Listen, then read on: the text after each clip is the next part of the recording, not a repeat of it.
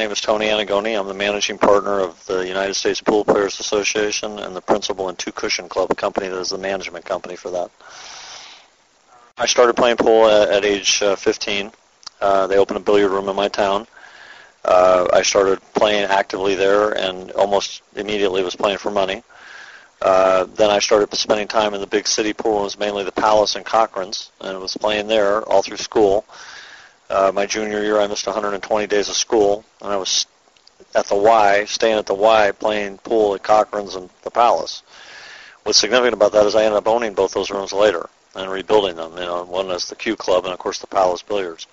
I've been working on a youth program in San Francisco, and actually have gotten 2 pool tables donated to that same Y that I used to stay at, and I'm in there teaching inner-city kids how to play pool. And we're working on a math program behind the pool. And, I've been involved opening a number of billiard rooms. I've probably done 7 now.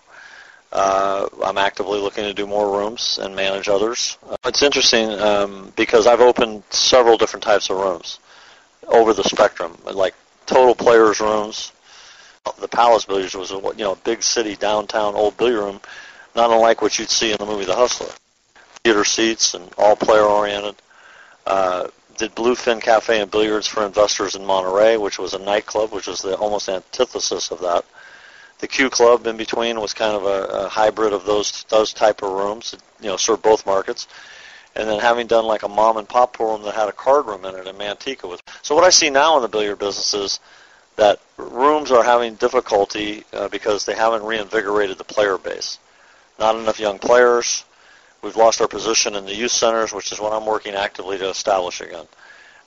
As a result, you either have this high-end, yuppie-type atmosphere, typically poor playing equipment, nice beverages, nice food like a Dave & Buster's, or you have something that's like, the Jointed Q, which is an old established players' room.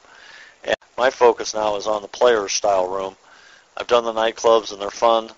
But, it's a diminishing return for the amount of resources that go into that when we could be opening rooms like the Jointed Q or like California Billiard Club and then working to promote more young people playing the game.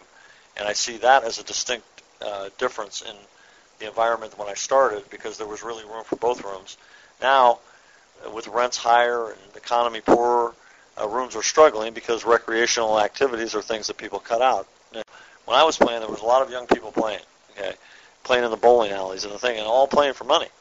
So now what's happened is that while there's more tournament play, we're not developing what I consider the hardcore player base to develop the sport in our country, where in other countries it's developing rapidly. So that's where I see our problem. Listen, the program that's going at Hard Times is excellent, and Bart Mahoney runs that program. He was working with a teacher that helped him develop the physical education curriculum. I think that program is good. I think where we really need to do more work is in the youth centers, and the reason why is these high school programs are few and far between, What I want to see is how many kids are coming out of those programs that are continuing to play, In other words, if you have your choice between running around the track at 7:30 in the morning and taking billiards as an elective, well, it's pretty easy. A lot of kids that don't want to get sweaty are going to take billiards, I think in the youth centers, especially I see it at the Boys and Girls Club, but the kids have options to do different things, And we have tables in place in those youth centers. It's up to the billiard industry to take advantage of that space that's being provided for us to market our product. And we're not because, the pool tables are dilapidated. They're not covered. We're working conjunctively with Sequoia Billiard Supply in the Bay Area and Simona's Cloth to get this rectified. In other words, we're getting them better equipment. We're getting our guys to donate things. We did a nice inner-city pool tournament at Jillian's, which is a nightclub room in the Metreon. Have you seen that? They provided a space. I put together 10 or 12 of my students, and in lieu of payment for that, I had them pay for the food at this party, and we had 60 kids from just 4 youth centers. And that's in a small area right there. So the potential to get kids playing is enormous. If there's lots of young players playing pool, but when you're opening these yuppie rooms, as to use that word, and pool time is $12 an hour, how are the kids going to play pool? Where the owner is actively involved in these places, they run better. There's no question about it.